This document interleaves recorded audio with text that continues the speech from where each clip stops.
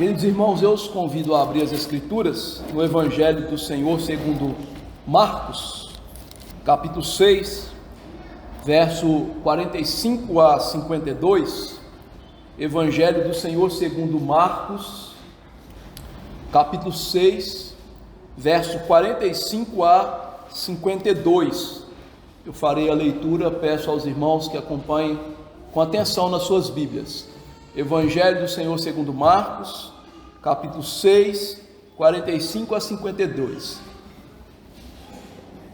Assim diz a palavra de Deus inspirada. Logo a seguir, Jesus compeliu os seus discípulos a embarcar e passar adiante para o outro lado, a Betsaida, enquanto ele despedia a multidão. E tendo-os despedido, subiu ao monte para orar. Ao cair da tarde, estava o barco no meio do mar e ele sozinho em terra. E vendo-os em dificuldade a remar, porque o vento lhes era contrário, por volta da 4ª vigília da noite, veio ter com eles, andando por sobre o mar, e queria tomar-lhes a dianteira. Eles, porém, vendo andar sobre o mar, pensaram tratar-se de um fantasma e gritaram, pois todos ficaram aterrados à vista dele. Mas logo lhes falou e disse: tende bom ânimo, sou eu, não temais. E subiu para o barco para estar com eles, e o vento cessou. Ficaram entre si atônitos, porque não haviam compreendido o milagre dos pães. Antes, o seu coração estava endurecido. Vamos orar. Nosso Senhor, Todo-Poderoso, Rei dos altos céus, Tu, ó Pai, que por meio do Teu Filho e do poderio do Espírito, criou os céus, terra e os governa, segundo a Tua santa vontade soberana. O Senhor, que também governa sobre os corações humanos, isto é, o Senhor de todas as coisas. Eu lhe imploro que nesse momento nos dê a graça, pelo Teu Santo Espírito, para que ouçamos a palavra, objetivando, ó Deus, a glória do Senhor em primeiro lugar, mas a salvação, a edificação das nossas almas. Como vimos em nossa liturgia, muitos não creram em Jesus, porque estavam vendidos aos seus pecados, e a palavra do Senhor não estava neles. E eu lhe imploro que isso não aconteça conosco nessa noite, que nós não venhamos a nos escorar no fato de sermos presbiterianos de presbiterianos, ou de estarmos na igreja há muitos anos. Pelo contrário, que todos nós nos acheguemos a Cristo com santo temor, como Moisés o fez diante dele naquela sarça ardente. Que nós entendamos que estamos no lugar santo, num momento santo de pregação, e que é o Senhor que judiciosamente fala em relação às nossas almas. E assim, nos humilhando e nos submetendo, o Senhor possa derramar graça e misericórdia nas nossas vidas, não por causa da nossa contrição, mas por causa dos méritos da benevolência de Jesus Cristo, nosso Salvador. Ó Deus, fale conosco nessa noite e nos leve a ter uma firme esperança, uma fé genuína em Jesus, o nosso Senhor, e nos leve a partir disso, praticar a palavra da verdade, lhe rendendo a glória e a honra dioturnamente na nossa vida.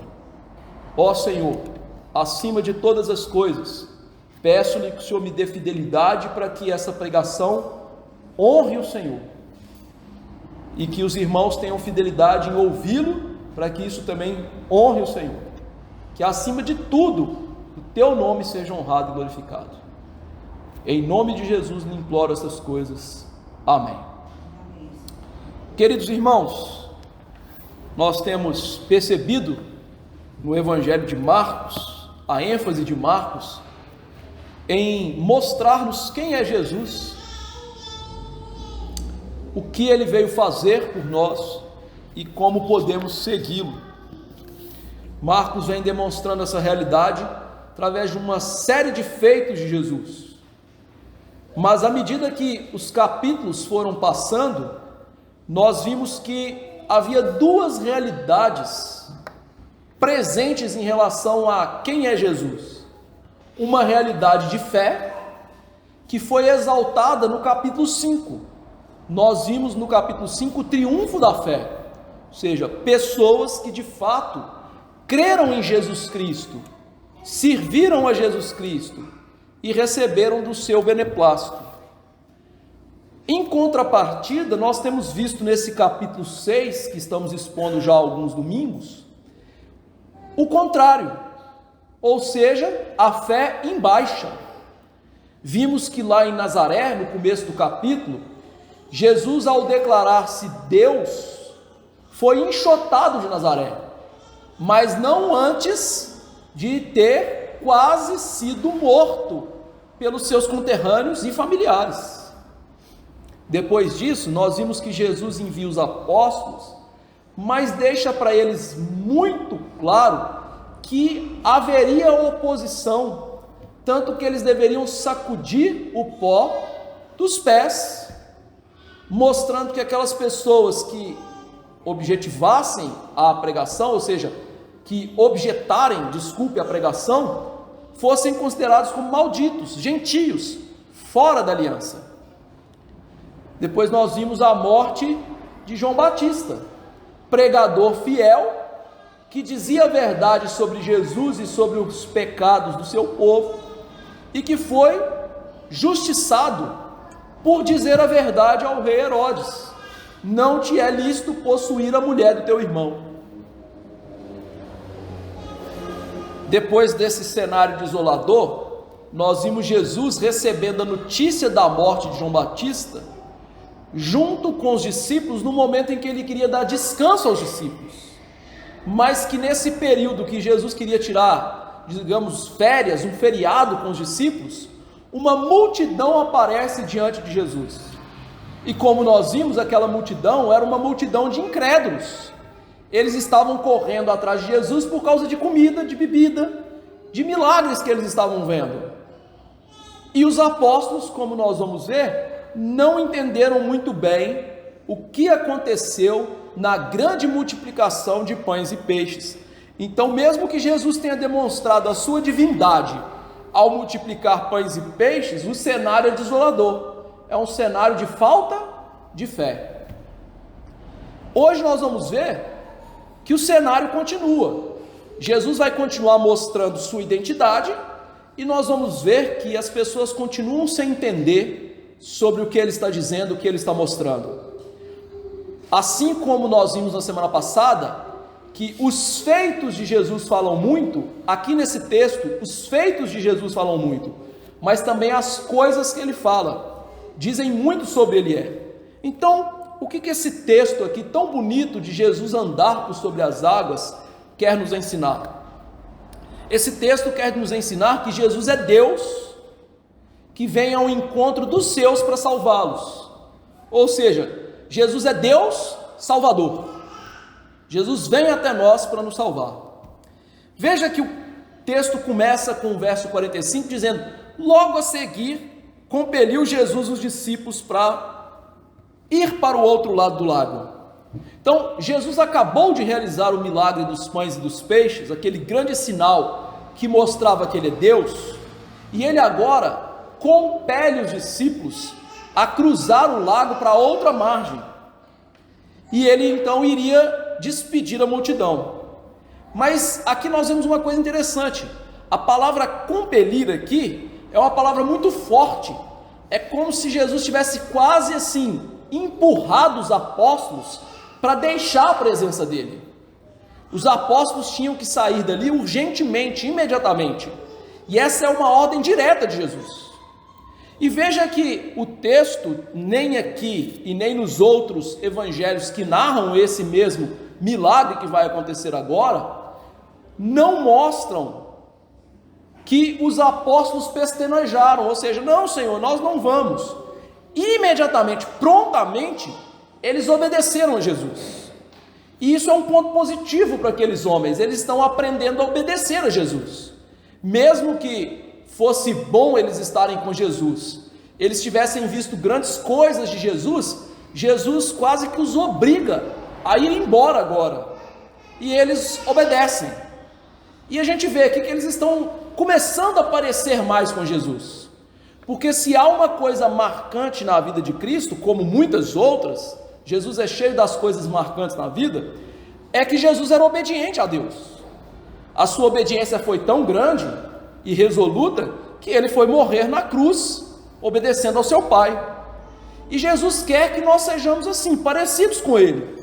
Mas para sermos parecidos com Jesus, é necessário obedecer. A obediência é marca fundamental de alguém que se parece com Jesus, de alguém que tem uma verdadeira fé, ainda que essa seja pequena, como dos apóstolos. Então esses homens, com todos os defeitos deles, eles estão aos poucos aprendendo a viver a vida de fé, que é a vida de obediência a Jesus. Jesus mandou e eles foram, e assim houver o crente. Jesus manda e eles fazem. Mas isso não responde à pergunta do porquê Jesus mandou essa multidão embora. E também os apóstolos. Quem nos responde é o apóstolo João. No capítulo 6 de João, que narra todo este evento que está acontecendo agora, acontece algo que Jesus é obrigado praticamente a tirar os seus discípulos dali. João diz assim: sabendo, pois, Jesus que estavam para vir com o intuito de arrebatá-lo para proclamarem rei, retirou-se novamente sozinho para o monte. Ou seja, João nos responde o porquê Jesus mandou os apóstolos embora.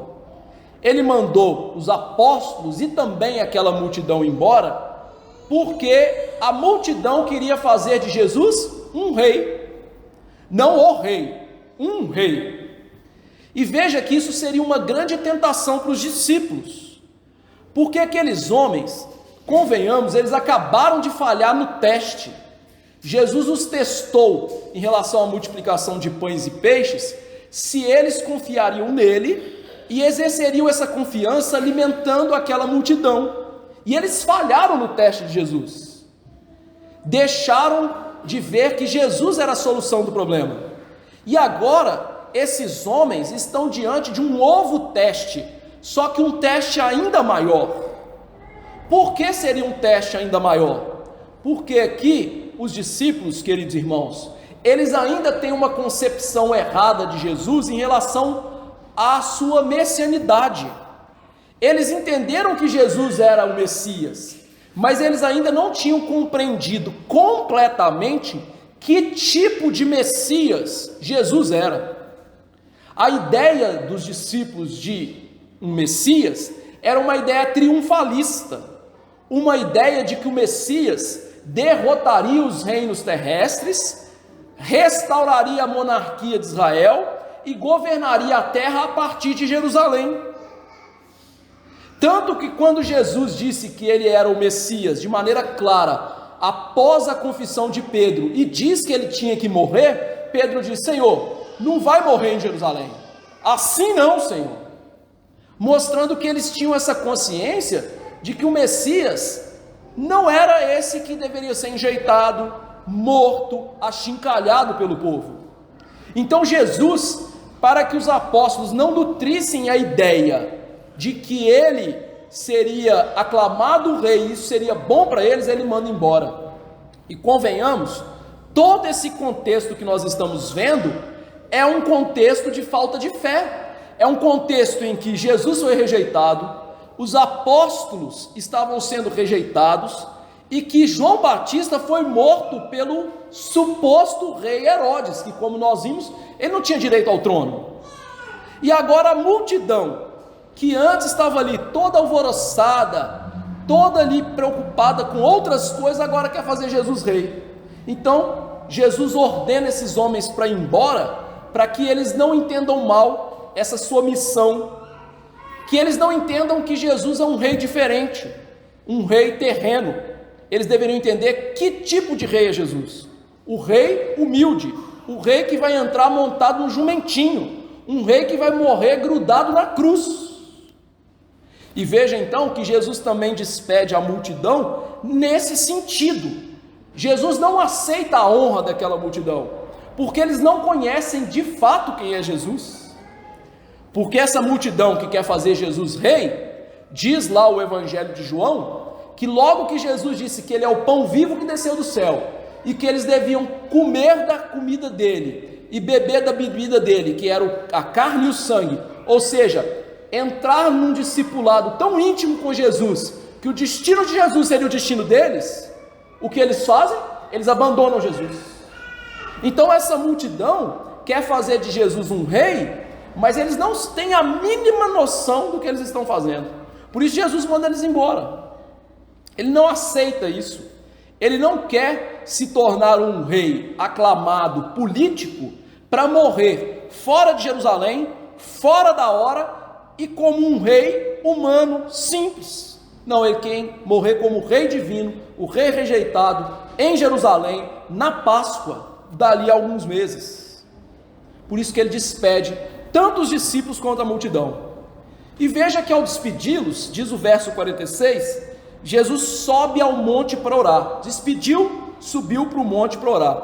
Então, nós temos algumas coisas marcantes aqui. Jesus despede os discípulos, e os discípulos não sabem quem é Jesus. Jesus despede a multidão, e eles não sabem quem é Jesus. E Jesus vai ao monte orar ao Pai, que no contexto é o único que sabe quem é Jesus, seu Filho, o Salvador, aquele que ele enviou para salvar os homens dos seus pecados. E veja que a atitude de Jesus de ficar sozinho num monte aqui é notável, irmãos, porque Jesus viu a falha dos discípulos. Jesus viu que a multidão tão grande queria fazê-lo rei de maneira errada. Então Jesus vai orar.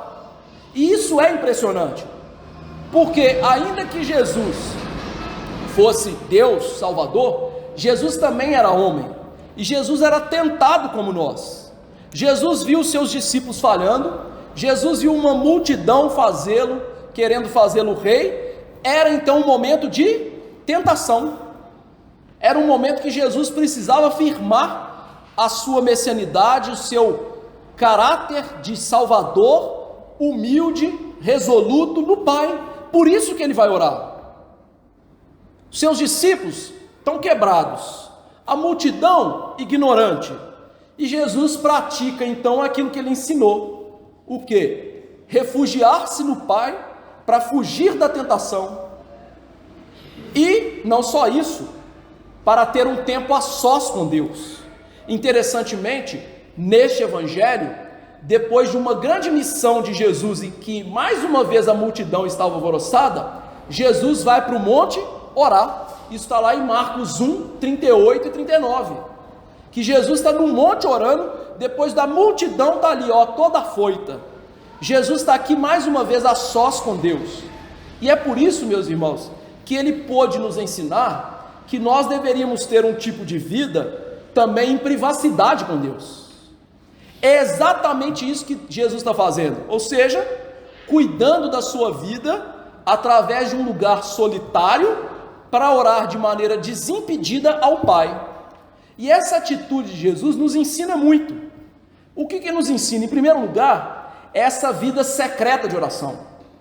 Meus irmãos, a oração secreta com Deus é essencial na vida de um crente. Infelizmente, nós estamos vivendo no momento em que as pessoas têm orado na igreja, mas não em casa. E não pensa que eu estou dando algo exagerado. Há um tempo atrás, um pastor aí que eu conheço, ele fez uma pesquisa na sua igreja e perguntou quando que as pessoas oravam e liam Bíblia. Boa parte da igreja respondeu que estava orando só na igreja e lendo Bíblia só no culto. Nós estamos vivendo num tempo de hipocrisia tal que falar de oração é uma coisa muito bela, mas pouco se tem seguido Jesus em oração. E aqui Jesus está nos ensinando isso, aprender com Ele a ter essa oração particular com Deus, nutrir essa vida de oração, porque, meus irmãos, isso não é só um dever cristão, isso é um privilégio. Nós vimos no nosso estudo de quinta-feira que Jesus está no céu apresentando os seus méritos diante de Deus, para que tenhamos livre acesso ao trono de glória e de graça de Deus. Então é um privilégio do crente entrar no céu através da fé, da ação do Espírito Santo em oração. E veja que, como nós temos visto nas Escrituras, um crente então que não ora é uma contradição. O grande pastor dos nossos dias, Arthur Pink, já falecido, ele costumava dizer que a oração é a respiração do crente. E assim como o indivíduo que não respira está morto, o crente que não ora está igualmente morto. Não existe crente que não ora. Quando Jesus disse para Ananias batizar Paulo na rua direita, lá em Damasco, Jesus convenceu Ananias de batizar Paulo com a seguinte frase: ele está orando. Aquele fariseu nunca havia orado na sua vida, porque pessoas que não são crentes não oram, crentes oram, e eles aprendem com Jesus a orar em secreto. Em segundo lugar, essa oração de Jesus nos ensina através da ocasião. Jesus orou depois de um grande sinal, de uma tentativa das pessoas lhe fazerem rei, ou seja, era uma grande vitória de Jesus. Mas os grandes momentos de vitória nas nossas vidas são os momentos de grande tentação também. Nós geralmente pensamos na tentação nos momentos de derrota, nos momentos em que estamos enfermos, nos momentos de dificuldade, mas as vitórias da vida com Deus são momentos de tentação. E eu quero ilustrar isso através de Elias o tesbita. Elias o tesbita havia desafiado 400 profetas de Baal, o rei Acabe e toda a nação de Israel.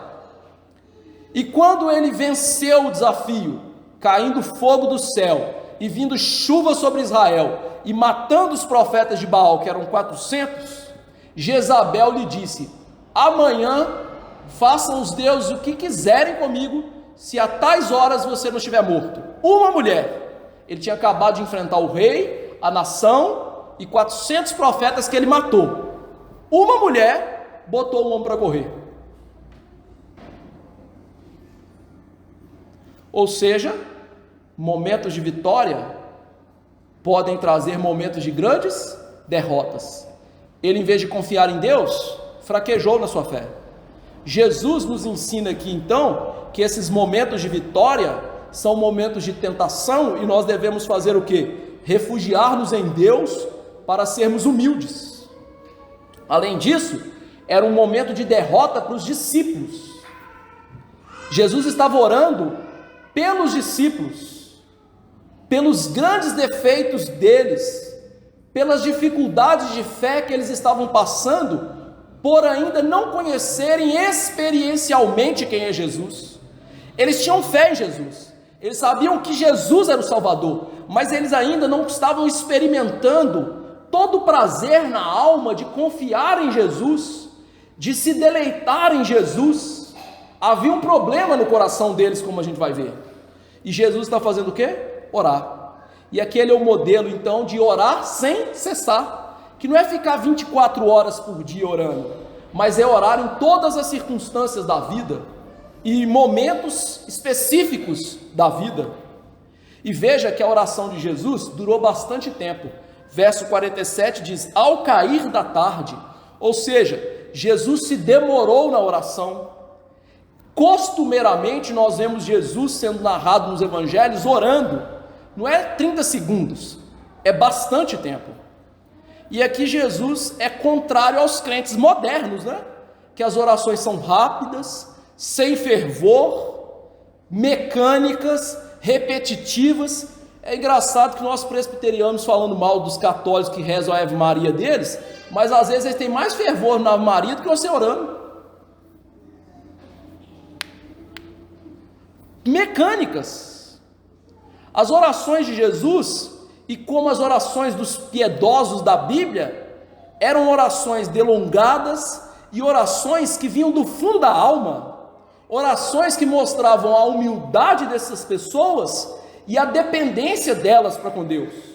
Ainda que Jesus seja Deus, meus irmãos, a natureza humana de Jesus completamente era dependente de Deus, e era isso que ele fazia.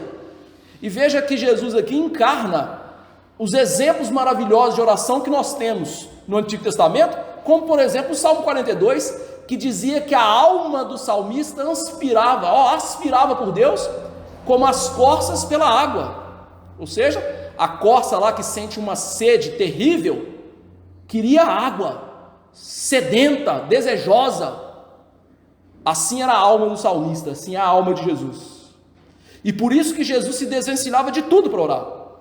Jesus não dava desculpas como nós damos para não orar. A nossa vida agitada, e eu sei que nossa vida hoje é agitada, tem sido uma desculpa para não orar.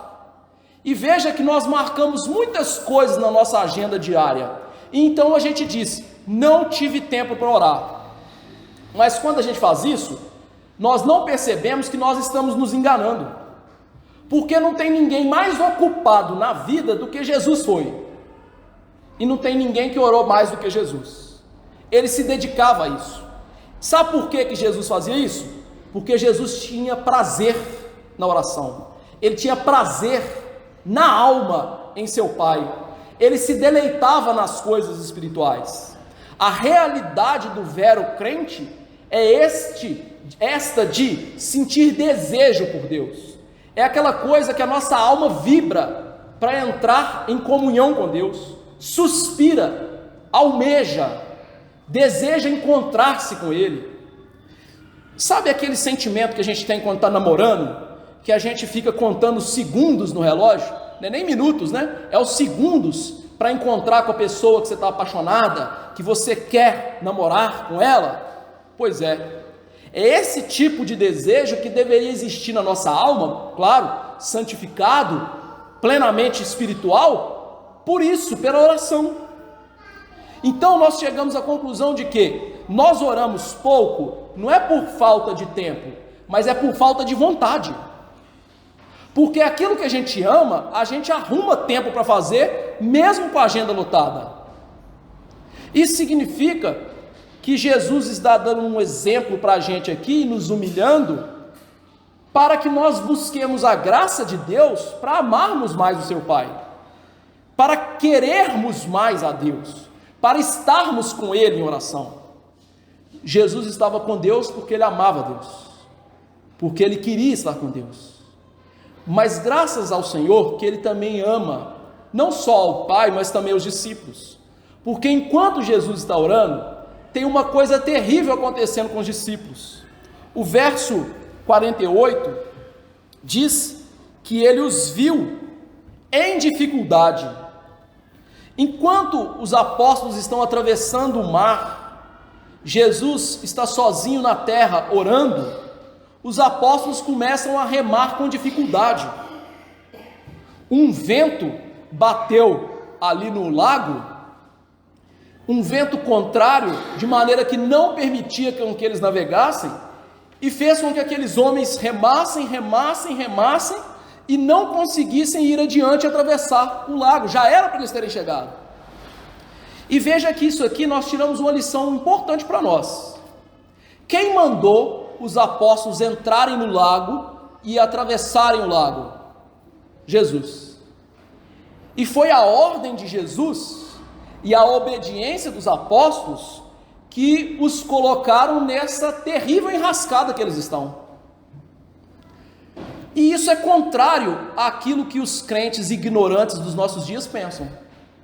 Porque os crentes dos nossos dias, fracos na fé, ignóbeis em relação às Escrituras, pensam o seguinte: se nós somos filhos de Deus, nós não podemos ter problemas e lutas. Alguns pensam assim: se nós obedecemos, então Deus tem que nos abençoar e nada de errado pode dar na nossa vida. Mas veja só, foi a obediência dos apóstolos que levou esses homens para o meio da tempestade. Se você pensar bem, a Bíblia é cheia desses exemplos.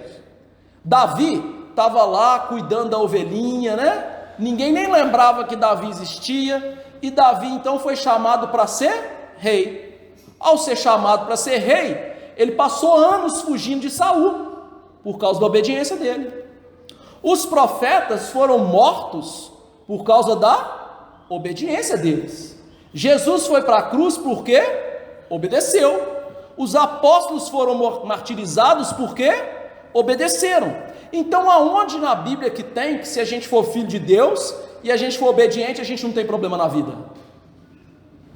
Por isso que Jesus, meus irmãos, equiparou o caminho da vida cristã com tomar a cruz, com uma porta estreita, com um caminho estreito e pedregoso, porque ele sabia que obedecer a Deus invariavelmente vai nos levar a situações de grandes lutas. Obedecer a Deus vai trazer muitos problemas nas nossas vidas, mas essa é a verdade. Mas obedecer a Deus também garante uma coisa que é maravilhosa, que Deus também está conosco nessas provas. Veja que os apóstolos estão no meio das provas e Marcos narra algo inusitado. E eu não estou falando só de Jesus andar no meio do mar. Toda a cena é inusitada, porque diz que Jesus está no alto do monte e Jesus vê os discípulos. Quando nós olhamos para esse texto no Evangelho de João, João disse que os discípulos estavam no mar a 25 a 30 estádios de Jesus. Ele está usando uma maneira romana de medir a distância. Cada estádio significava 185 metros. Então os discípulos estavam cerca de 5 quilômetros distantes de Jesus. Alguém aqui consegue ver 5 quilômetros de distância? Talvez você fale assim, né? Bate no peito orgulhoso e fala assim: eu enxergo, pastor, sou águia. Então tá bom. Marcos diz que era a quarta vigília da noite.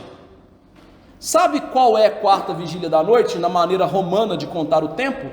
Entre 3 e 6 horas da manhã. Sabe o que acontece entre 3 e 6 horas da manhã? O período de maior escuridade.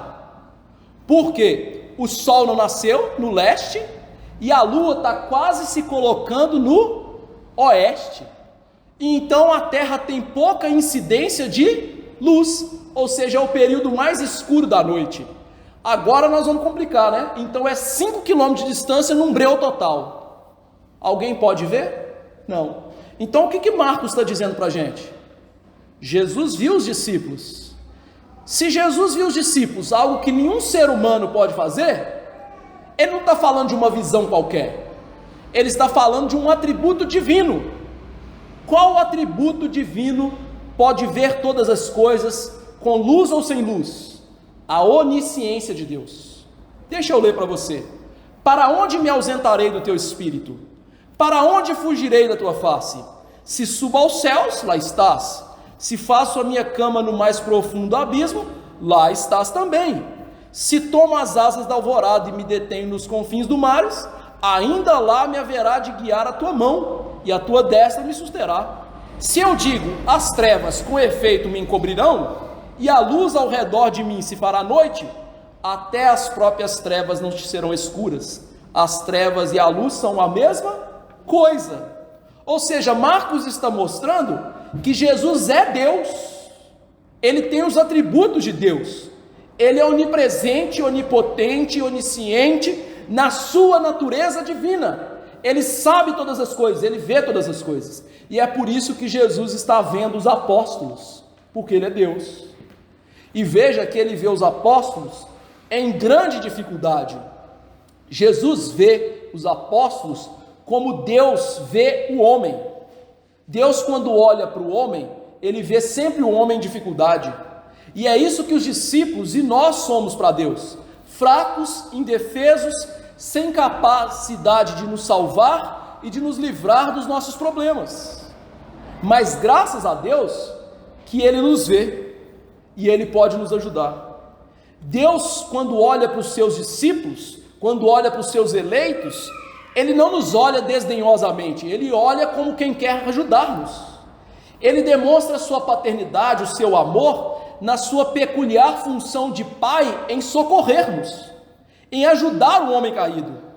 E veja, sempre nas Escrituras, o Senhor Deus vai vir e ajudar o seu povo. É o próprio fato de Jesus vir à terra como Deus homem que nos mostra que ele vem nos ajudar como Deus. E Jesus ajuda os seus eleitos, Jesus salva os seus eleitos, aqueles que lá na eternidade passada, como disse Paulo em Efésios, ele amou, ele escolheu para a salvação, ele decidiu dar-lhes da sua boa vontade. Deus vem salvar os eleitos, Jesus está salvando os apóstolos. E veja que do jeito que Jesus vem para nos salvar de maneira inusitada, fazendo-se carne, sendo Deus, porque afinal o finito não é capaz de conter o infinito, mas de maneira tão inusitada, Jesus assim vem nos salvar, assim ele também vai salvar os apóstolos, porque diz o texto que Jesus vai salvá-los andando por sobre as águas. E meus irmãos, eles estão no meio do mar da Galileia, não havia pedras ali, não havia caminho. Por quê? Nós temos visto que os liberais não podem aceitar os milagres de Jesus. Então eles olham para esse texto e tentam investigar esse texto e explicá-lo de maneira humana. Lembre-se que na semana passada os liberais disseram que Jesus não multiplicou pães e peixes, que os apóstolos deram os pães e peixes que estavam escondidos por trás de Jesus. Aqui os liberais vão dizer, Jesus não andou sobre as águas, ele andou num caminho de pedras que estava ali perto. Olha, o caminho de pedras estava tão perto do barco, que ele entrou no barco, então significa que os apóstolos tinham que ter batido o barco na pedra e afundado o barco, né? Até para explicar o negócio eles conseguem ser burro, mas não é burrice, é ignorância espiritual, é falta de fé. Jesus de fato andou sobre as águas, e meus irmãos, de maneira mais óbvia possível, a água não serve para andar. Nós não podemos andar sobre as águas de maneira nenhuma. Eu sei que na natureza há algumas criaturas que conseguem andar sobre as águas. Tem um lagartinho pequenininho, que ele é muito leve, pequenininho mesmo, e ele consegue correr sobre as águas. E a ciência explica como que ele consegue correr sobre as águas. Pensa bem, água é duro? Não. Mas como é que um avião bate na água e se esborracha? A água, ela tem uma propriedade física que chama tensão superficial de líquidos. É quando o líquido ele está parado, ele cria um tipo de ligação em que ele parece estar todo ligadinho, e ali há uma tensão que ela consegue segurar certas coisas na superfície. Coisas que são mais rápidas e menos densas do que a água, como por exemplo o lagartinho, algumas espécies de aranha. Mas isso é impossível para os homens, que são pesados e lentos. Jesus é um homem, eu não sei quanto que Jesus pesava, mas ele era um homem, com certeza ele pesava mais de 50 quilos, e com certeza ele não estava correndo, porque diz Marcos, ele estava andando.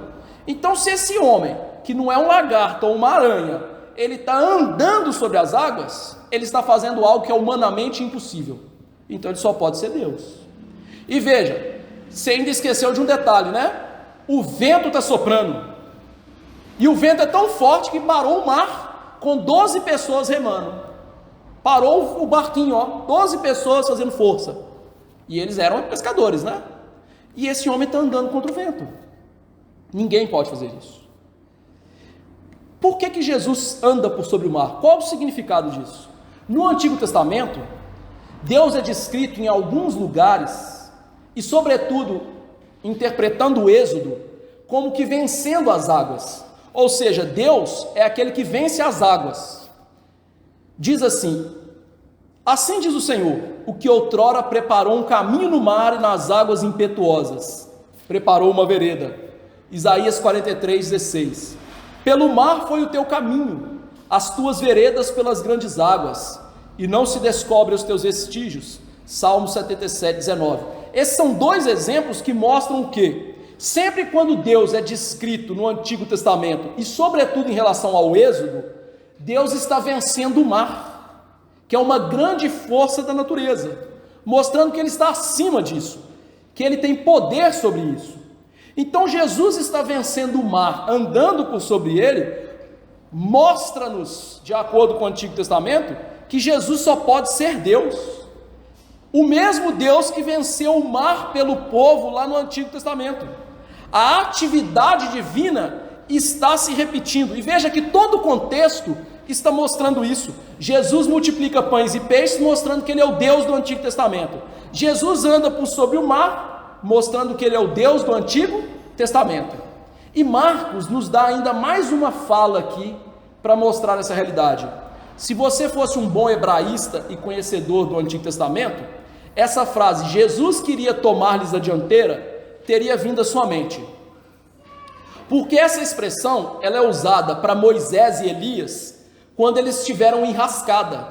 Lá em Êxodo 33, e em 1 Reis 19, quando Moisés e Elias estiveram em grandes enrascadas, os textos dizem que Deus se apresentou a eles de maneira visível, ou seja, em teofania, e lhes disse que tomaria a dianteira do seu povo. Ou seja, aquelas teofanias que aconteceram nestes textos, nesses eventos, que eram a apresentação do anjo da aliança, que é Jesus, mostram que ele passava à frente do seu povo para salvá-los. Então, quando Jesus queria passar à frente dos apóstolos, não é que Jesus está querendo ganhar a corrida com eles e ir para o outro lado na frente deles, não é isso. É uma lição que Jesus está dando como uma lição do Antigo Testamento, ou seja, Ele está tomando a dianteira do problema, Ele está indo à frente do problema. É como um pai que vê o filho em apuros, né? E se coloca na frente do filho para protegê-lo. Jesus está se colocando à frente do problema, para salvar, para proteger os apóstolos. E essa ação divina, salvadora de Cristo aqui, que nos remete ao Antigo Testamento, é um símbolo da nossa salvação. A nossa salvação é Cristo se colocar entre o Pai irado e nós pecadores. Por isso que toda a cena da salvação no Antigo Testamento, como o aspergir do sangue lá no ilastérium, ou seja, ali na tampa da arca, era o tapa-pecados. Paulo narra isso em Romanos 3, que Jesus é o nosso tampa-pecados. Jesus é a nossa propiciação, ou seja, Jesus se coloca entre Deus e nós para nos salvar. Jesus está dando um grande símbolo da salvação, por isso que ele queria ir na frente dos apóstolos. Agora, eles entenderam isso? Verso 49, eles porém, vendo andar sobre o mar, pensaram tratar-se de um fantasma e gritaram. Veja, Jesus está andando sobre o mar, e quando eles veem um homem andando sobre o mar, o que eles acreditaram? Isso é um fantasma. E imagina aquele bando de homem gritando dentro do barco, né? É um fantasma. Aí o outro que não viu, fala assim, vira homem, rapaz. O outro fala assim, oh, agora eu vi um fantasma. Era essa a situação. Só que, veja só uma coisa, esses homens olharem para Jesus e gritarem um fantasma, tem grandes problemas. Por que tem grandes problemas? Em primeiro lugar, mostra que eles eram supersticiosos. Aquela sociedade que os apóstolos viviam, mesmo que fosse a sociedade da aliança, ou seja, o povo da aliança, era supersticiosa. Quando Herodes ficou sabendo dos feitos de Jesus, ele disse que era João Batista que tinha virado um fantasma. Percebeu? Ah, esse homem aí está andando aí, surgiu dos mortos, é uma alma penada, por isso que ele tem poder. Só que os apóstolos são tão quão supersticiosos como Herodes.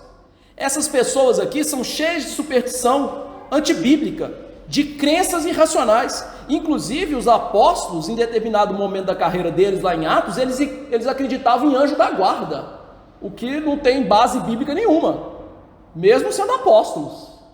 Percebe? Quando Pedro foi solto da prisão, eles acharam, ó, é o anjo de Pedro. E desde quando a Bíblia diz que alguém tem anjo? Isso mostra o quê? Né? Que eles eram supersticiosos. Eles ainda precisavam de conhecer muito de Bíblia. O problema é que mesmo hoje existem esse tipo de pessoa dentro da membresia da igreja. Gente que consulta adivinhador para saber o que vai acontecer na vida dele. Gente que na sexta-feira 13, né, vê um gatinho preto andando na rua, isso aí é mau agouro. Gente que não cruza debaixo de escada, já viu isso? Eu não passo debaixo da escada. Gente que não entra num quarto de hotel, que é 13, ou não senta num banco de ônibus, que é 13. Pessoas que leem o horóscopo e pensam assim: olha, se o horóscopo está dizendo isso para minha vida, vai acontecer. Meus irmãos, isso é tão ilógico. Você sabia que o horóscopo não eram 13 os signos, não eram 12 os signos do zodíaco? Eram 13. Tem o serpentário, o ofiúcio. Então não são 12 signos, são 13. Só que são 12 meses. Como é que você acredita num negócio desse que ainda teve que tirar um signo para dar certo? É burrice demais, né? Mas tem muito crente acreditando nisso. Como se as estrelas governassem a nossa vida.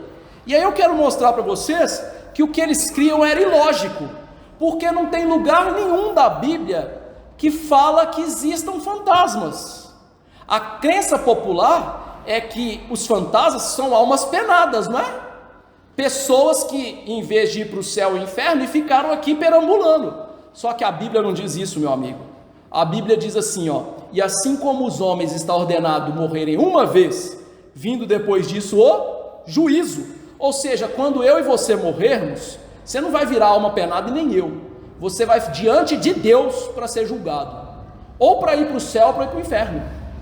Jesus, quando morreu, e o ladrão ao lado dele disse: hoje mesmo estarás comigo no paraíso. Não é hoje mesmo nós vamos virar fantasminha e ficar aqui falando, assustando o povo.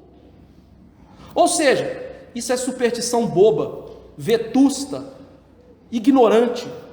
A Bíblia não vai mostrar essas coisas. Então os apóstolos estão botando para fora toda a insensatez deles. E o verso 50 diz que eles ficaram tremendo de medo, aterrados à vista daquele fato. E veja, por que os apóstolos tiveram essa reação? Além dessa ignorância bíblica deles, tem um grande problema: eles não reconheceram Jesus. Eles gritaram aterrados de medo, porque eles não reconheceram que era Jesus, e não conhecem quem Jesus de fato é, como nós vamos ver.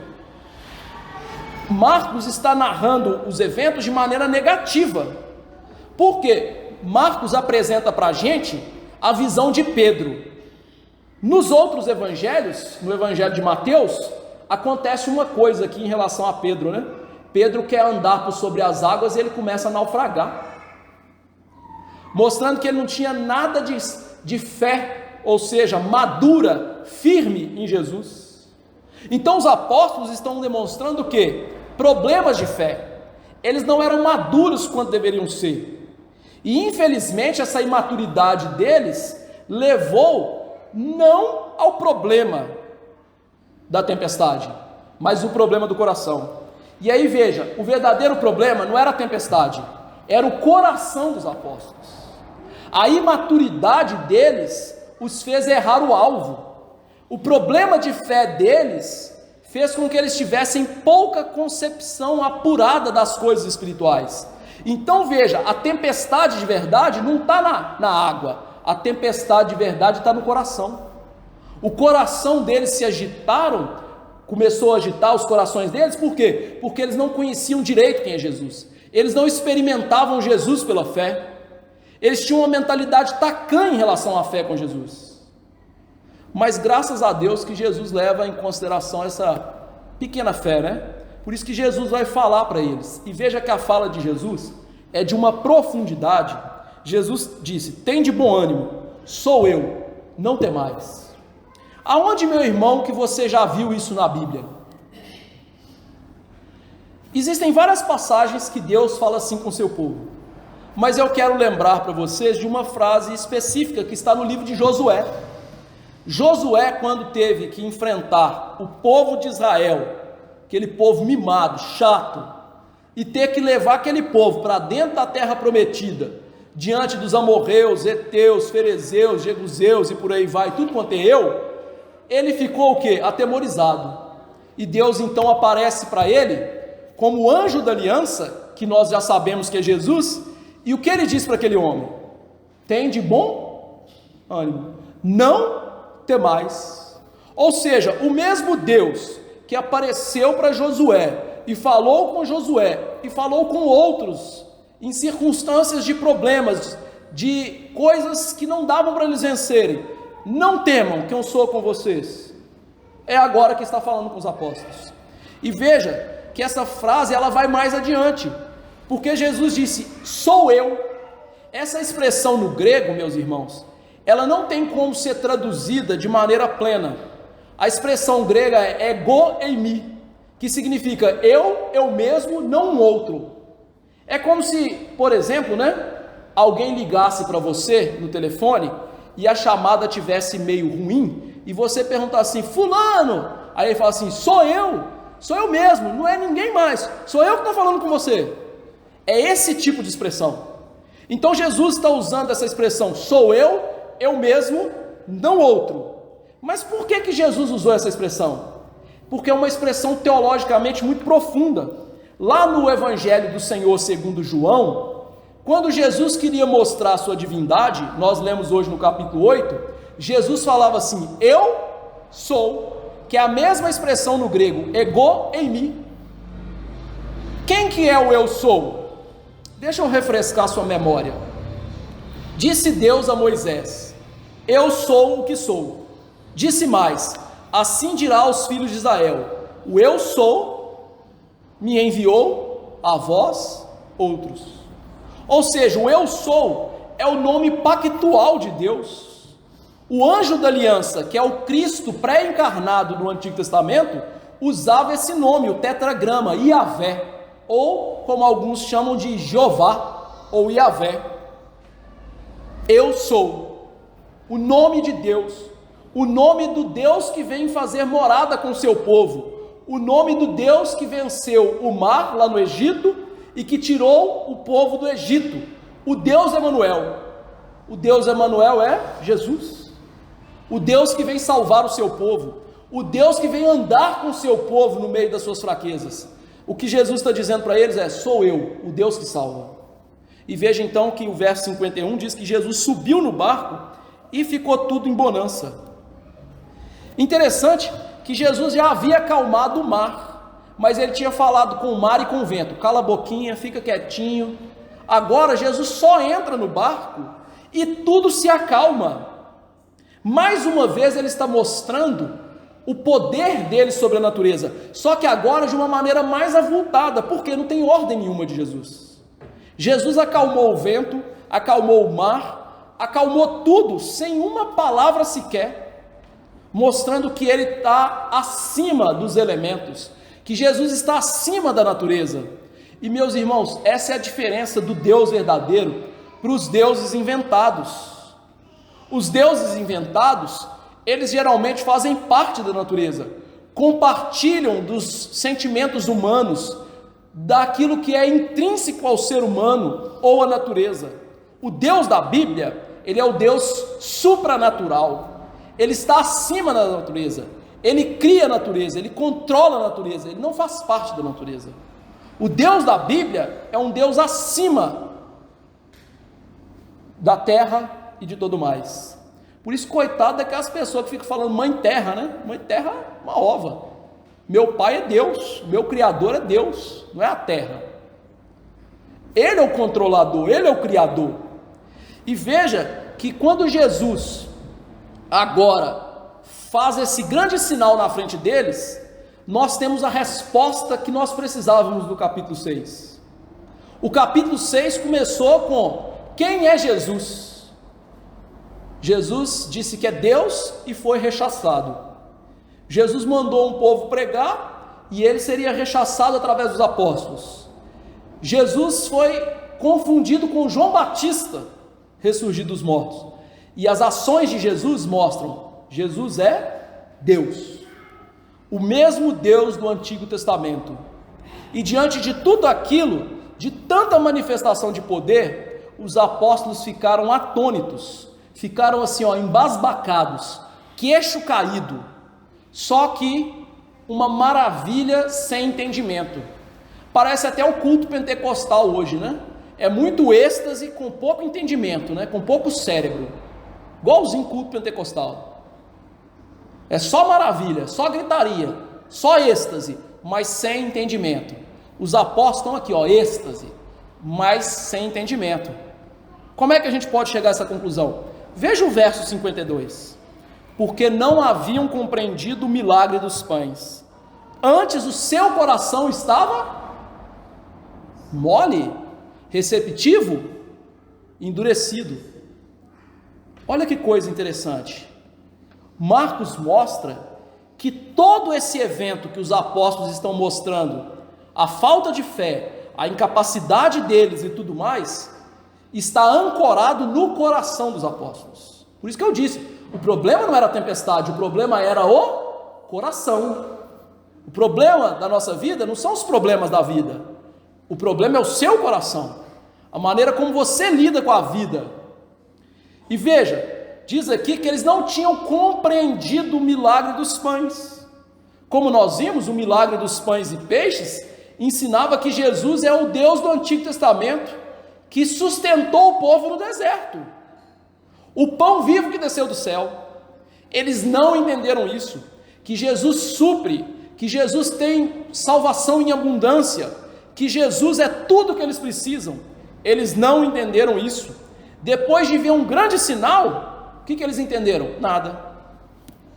E aí veja, um comentarista diz o seguinte sobre os apóstolos: se eles tivessem entendido o significado do milagre da multiplicação dos pães, saberiam que o poder de Cristo é suficiente para submeter à sua vontade o universo material, incluindo não somente o produto do solo, isto é, o pão, mas também as ondas do mar e as correntes de vento. O problema dos apóstolos era o coração deles. Na verdade, o coração deles era duro. Marcos nos mostra que a falta de entendimento espiritual das pessoas ancora-se num coração duro para a palavra. Nas Escrituras, o coração é a sede dos nossos sentimentos, é a sede das nossas palavras, é a sede das nossas ações. O coração é a raiz intelectual, emocional e volitiva, ou seja, da vontade do homem. Por isso que Deus diz por meio de Provérbios, dele, ou seja, do coração, procedem as fontes da vida. Meu amigo, seu coração é igual à sua alma, você é o que o seu coração é. E aí diz Marcos que o coração dos apóstolos era duro. Isso significa o quê? Que os apóstolos tinham rudeza de coração em relação às coisas espirituais, que eles tinham inabilidade de tirar as conclusões de fé daquilo que Jesus fazia. Ou seja, eles tinham uma negligência pecaminosa em meditar em Cristo, nos atos de Cristo, e a partir disso entender quem é Jesus. Tais quais os crentes dos nossos dias, né? Que têm inabilidade de ler a Bíblia, meditar na Bíblia, chegar nos sentidos dos textos da Bíblia e aplicar nas suas vidas, igual a gente viu de manhã. Esse é o grande problema nosso, o coração duro. Você lê Bíblia e você não entende Bíblia porque seu coração é duro. Não é porque você é apedeuta. Você sabe ler o jornal, você sabe ver um filme, você sabe o que essas coisas significam, mas o seu problema é o seu coração. Veja, o problema dos discípulos é que eles não conseguiam atribuir completa divindade ao Mestre e entender que Ele é o Deus Salvador e que Ele estava ali para salvá-los, ajudá-los e tinha que morrer por eles, porque eles eram lerdos espirituais, eles tinham torpor espiritual. Eles não conseguiam entender que eles deveriam esperar coisas divinas de Jesus, porque eram sonolentos, tardos, nécios de coração, como o próprio Jesus disse, no mar de novo, né? E por isso que Jesus tinha que ficar, sabe, igual aquelas pessoas que estão morrendo, que você tem que ficar lá desfibrilando esses homens, ó, dando choque neles de realidade, para despertá-los da sonolência espiritual. A dureza de coração deles era, meus irmãos, muito prejudicial para eles entenderem as coisas da fé. Mas espera lá, a dureza de coração dos discípulos, pelo menos, tirando a de Judas, não era como a dureza dos escribas e fariseus. Porque a dureza de coração dos escribas e fariseus era descrença e ódio. Os discípulos pelo menos criam em Jesus e tentavam amar Jesus. Só que o problema deles é que eles eram homens de pequena fé. O fato de que a fé na Bíblia mostra que a gente tem que tirar conclusões lógicas e legítimas das coisas da Bíblia para o nosso bem e entesourar no coração para o nosso bem, mostra que os apóstolos estavam com essa dificuldade. Ou seja, eles eram aqueles homens que não meditam nas Escrituras, que não meditam no poder de Deus. E olha que Jesus está andando com esses homens há quase 3 anos, e eles ainda precisam de ter o coração aberto para a palavra, para entender plenamente quem é Jesus. Quem é Jesus nesse texto? Um homem qualquer? Um profeta? Mais uma criação de Deus? Não. Jesus é Deus que vem nos salvar. Eles estavam aprendendo isso aos poucos. Logo, logo eles vão entender isso de verdade. Mas daqui surge a nossa primeira aplicação. Eu e você podemos ser como esses discípulos. Conhecer intelectualmente Jesus, mas não confiar em Jesus. O que aconteceu com os apóstolos, vendo Jesus, ouvindo Jesus, e sem experimentar Jesus? Endureceram. O que acontece com os crentes, domingo após domingo, quando ouvem Bíblia e não mudam de vida? Se endurecem. Então não basta eu conhecer intelectualmente Jesus, eu preciso me relacionar com esse Jesus, crer nesse Jesus, confiar nesse Jesus, amar e deleitar nesse Jesus, como mel à boca, como a corça suspira pela corrente das águas. Isso acontece com você? Se não, seu coração está duro. Peça a Deus para você ouvir a palavra e fazer com que você tenha vontade de encontrar-se com Jesus, que você não consiga contar os segundos de tanta ansiedade para estar com Jesus. Antigamente os crentes eram assim, né? Acabava o culto, eles já estavam ficando assim, olhando para o relógio. Por quê? Porque tem que trabalhar? Não, porque já estão contando o tempo para o outro domingo. Hoje os crentes ficam olhando no relógio da igreja, né? Para ver o quê? Quando é que essa praga vai parar de falar?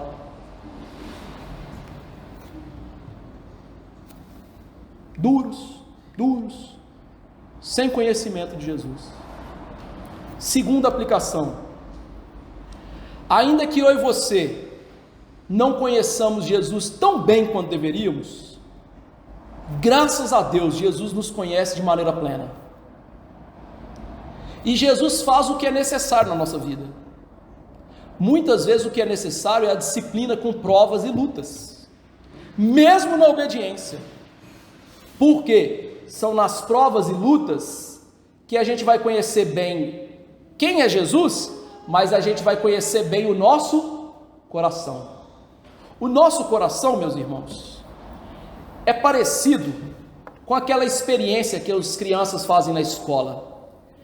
Já viu uma experiência que as crianças fazem para entenderem o conceito físico de decantação? Ou seja, o que é mais denso vai para o fundo e o que é menos denso boia, por assim dizer. Você pode pegar isso na sua casa, faz depois que você chegar em casa. Pega um copo de água e mete farinha de mandioca. O que vai acontecer com essa farinha? Farinha de mandioca não dissolve não, viu? Ela vai para o fundo. Quando você pega esse copo e balança, o que ela faz? Vem à tona. O coração nosso é assim. Ele é hábil para decantar o pecado, e o pecado ficar lá no fundo do coração sem a gente ver. o que Deus faz conosco? Chacoalha para você ver o seu coração. Jesus faz isso conosco, porque Ele sabe que a gente precisa ver quem de fato nós somos, como os apóstolos estavam vendo, para então, à medida que conheçamos mais a Jesus, conheçamos mais o quanto nós precisamos de Jesus. E, meu amigo, ninguém depende mais de Jesus, todos dependem 100% de Jesus. Às vezes a gente ora assim: Deus, me ensina a depender mais do Senhor. Está orando errado. Todo mundo depende 100% de Jesus. Agora, se você orasse assim: me ajuda a entender o quanto eu dependo do Senhor, aí sim, você orou certo. Porque todo mundo depende 100% de Jesus. Para viver, para respirar, para andar, para tudo. O problema é o quanto a gente reconhece disso. Terceira aplicação. Como que a gente pode reconhecer isso? Ouvindo a palavra, lendo a palavra, meditando na palavra e orando a palavra. E isso com o interesse genuíno de mudar de vida. Porque muitas vezes, quando não há esse sentimento, Deus vai endurecer o seu coração por essas mesmas coisas que eu disse. Veja o exemplo de Faraó. Faraó endureceu o seu coração para a palavra, e Deus endureceu o coração de Faraó pela palavra, por tudo aquilo que ele estava vendo. Isto é, o coração nosso, ele vai ser endurecido por Deus ou por nós, de acordo com que a gente lida com as coisas espirituais. Lidar mal com a oração, lidar mal com o sermão, lidar mal com a leitura da palavra, vai levar à dureza de coração. Peça a Deus para isso não acontecer, para que você não seja ignorante em relação a Deus. Quarta aplicação. O que a gente percebe hoje então na igreja? Que há uma multidão de coração endurecido. Hoje as pessoas vão na igreja: eu quero ouvir profecia, eu quero falar em língua, eu quero pular, onde há o Espírito a liberdade, sai correndo. Tudo fruto de interpretação errada da Bíblia. E estão lá com os corações duros, sem conhecer a palavra, sem conhecer Jesus, e acham o quê? Estou no caminho certo. Mas há consolo. Por quê? Jesus disse: tem de bom ânimo. Se essas pessoas são eleitas de Deus, Deus vai tirá-las da sua ignorância. Deus tem feito isso ao longo dos séculos, tirar a sua igreja da ignorância, dizendo: tem de bom ânimo. Ora, volte a 1517, no dia 31 de outubro, que você vai ver Deus fazendo isso.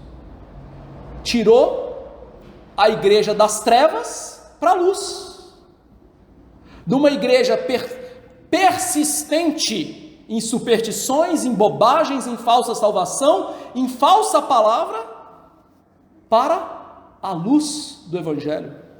Tem de bom ânimo. O mesmo Deus continua fazendo isso. Quinta aplicação. Há então um grande perigo em andar com Jesus. Há um grande perigo em estar na igreja e não seguir de fato a Jesus. Qual o grande perigo? Você se lembra que Judas também estava nesse barco? O coração de Judas era duro para a perdição. Ou seja, cuidado ao andar com Jesus, porque talvez você seja um Judas sem saber. Peça a Ele para te dar visão espiritual. Mas no meio do barco também tinham discípulos, e Jesus veio ter com eles. E uma das grandes promessas do Evangelho para nós é: eu estou sempre com vocês. Graças a Deus por isso. Jesus está sempre conosco, cuidando de nós. Sexta aplicação: que essa consulta de Jesus a Deus, ou seja, que essa oração de Jesus a Deus, nos sirva de exemplo. Nenhum de nós vai realizar milagres. Eu sei que hoje tem muitos falsos mestres tentando enganar as pessoas com isso. Jesus os apóstolos e evangelistas, eles realizavam milagres, o resto da igreja não. Jesus e eles estão sozinhos nisso, e Jesus ainda mais, né? Porque os apóstolos nunca pararam o mar e o vento, mas Jesus não quer estar sozinho no que tange a oração. Se eu e você temos Espírito Santo, que é o espírito de adoração, nós temos que ter mais resolução em orar,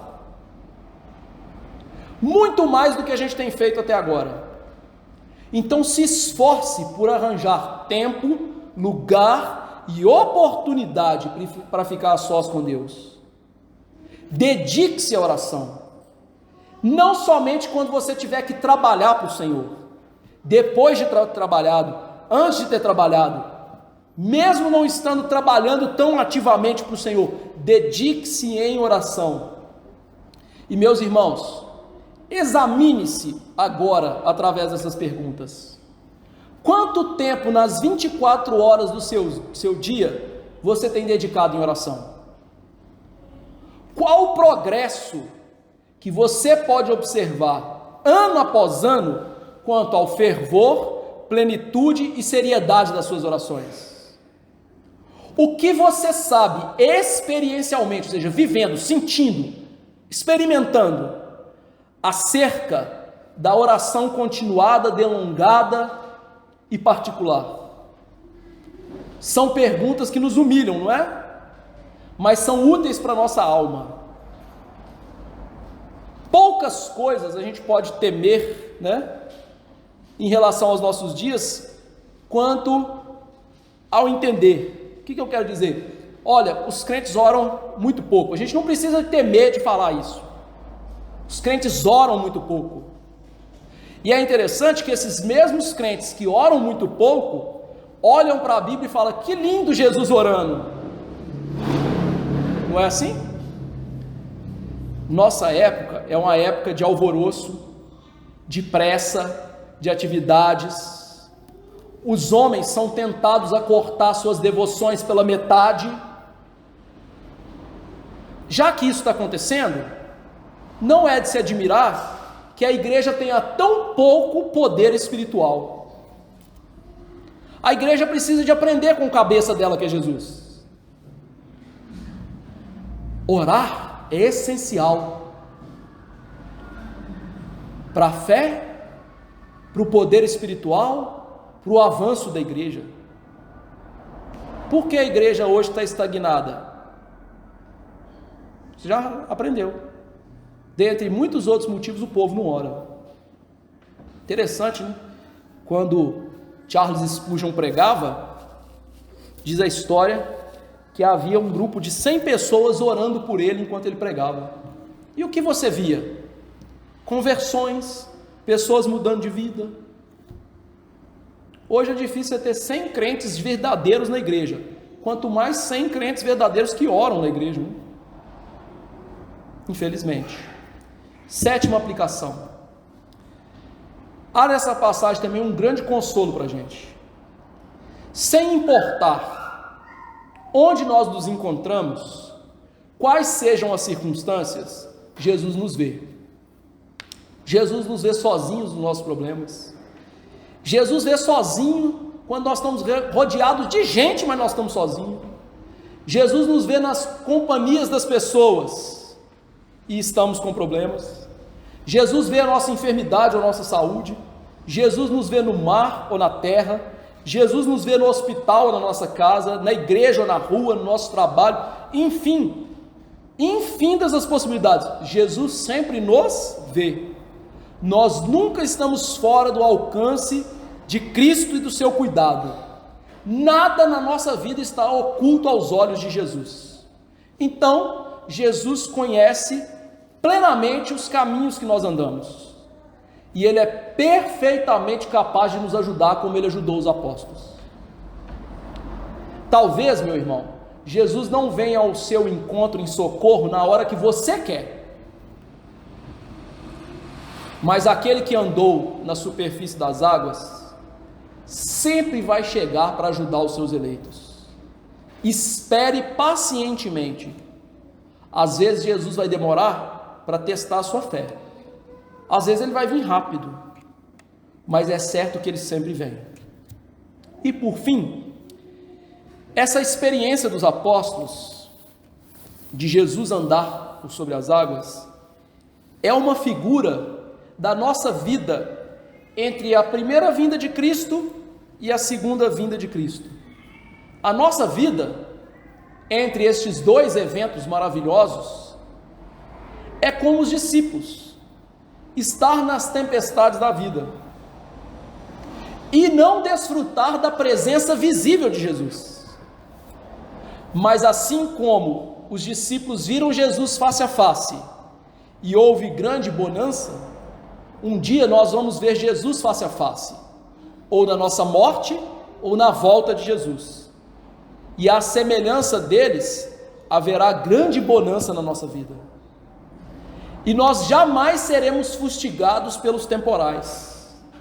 Jamais continuaremos com a dureza do nosso coração. Se confiarmos que Jesus é Deus e Salvador. Se você não faz isso de verdade, confie nele. Peça para que ele venha mudar o seu coração, fazer morada na sua vida, lhe dando perdão de pecados, e que você o conheça de verdade. Vamos nos colocar de pé e orar.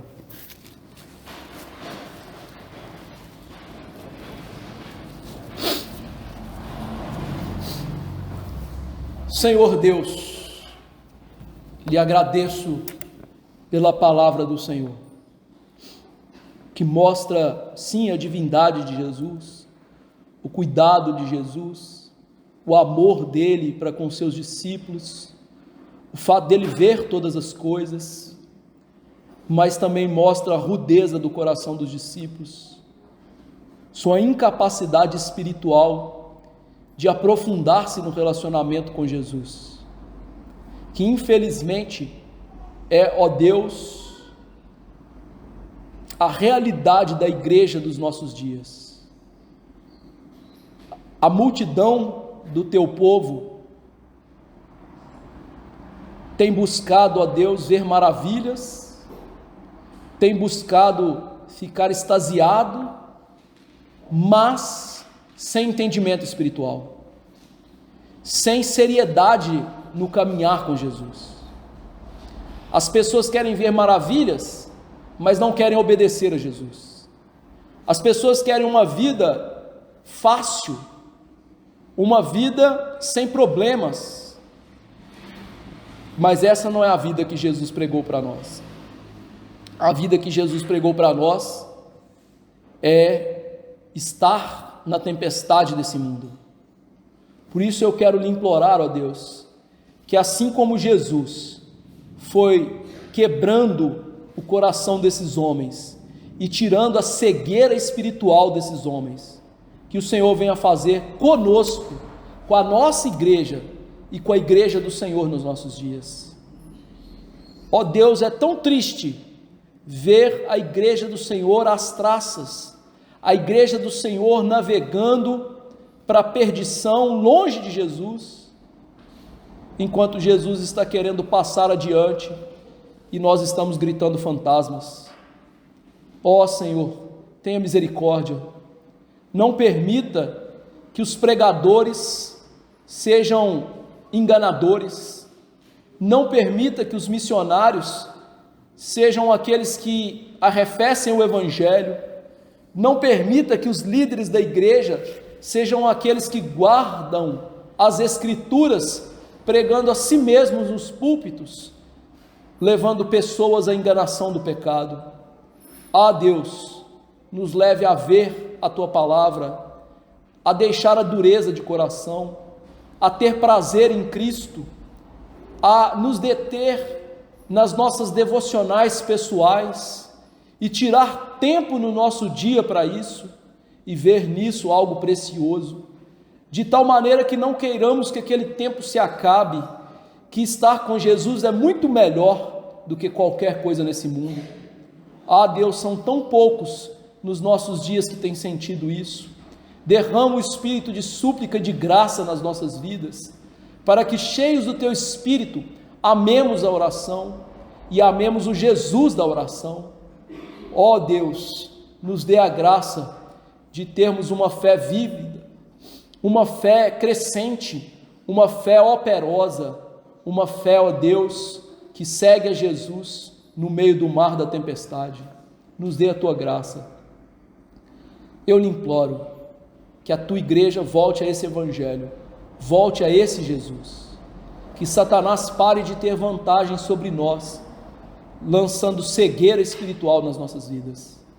Nos dê graça, como o Senhor deu aos apóstolos. É no nome de Jesus que eu lhe imploro. Amém. Que a graça do Senhor Jesus Cristo, o amor de Deus, o eterno Pai, e a eterna consolação do Espírito Santo do Senhor estejam com os eleitos, hoje e para sempre. Amém. Meus irmãos, podemos assentar.